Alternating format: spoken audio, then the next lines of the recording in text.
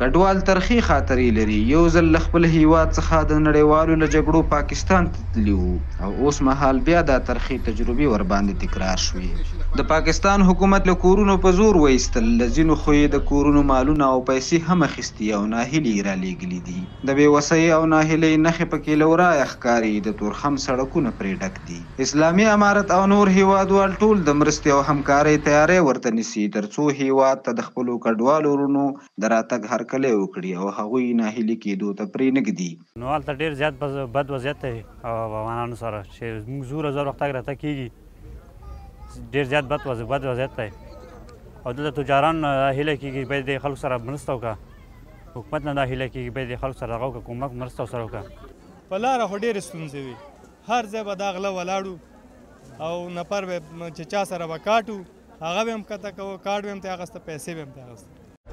تورخم دروازې په 2 کیلومترۍ کې ورته یو لوی کمپ جوړ شوی. کډوال هلته انتقالیږي تر څو د ژوند لومړني امکانات ورته برابر شي او بیا خپلو سیمو ته واستول شي. د ملي دفاع وزارت خپل زیات امکانات او نقلیه وسایط تورخم ته لیږلي او د پاکستان نه راغلي کډوال کمپونو ته انتقالوي.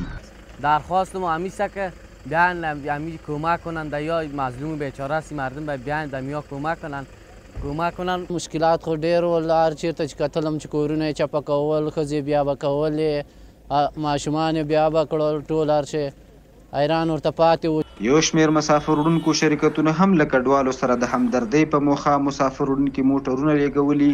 اسلامي امارت بېلابېلو ادارو ژمنه کړې چې د افغان کډوالو لپاره به ښارګوټي جوړ کړي او د ژوند هر ډول اسانتیاوې به ورته برابرې کړي.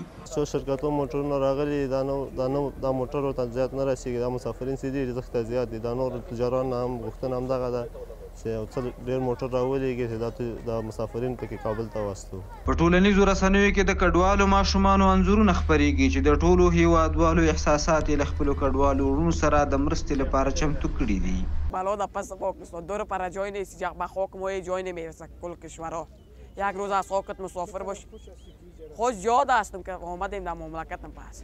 ډېر بد وضعیت کې ډېر زیات خلک راغلي دي. هاخوا لوړ کې کوز هاخوا ته ډېر ځایونو کې ولاړ دي.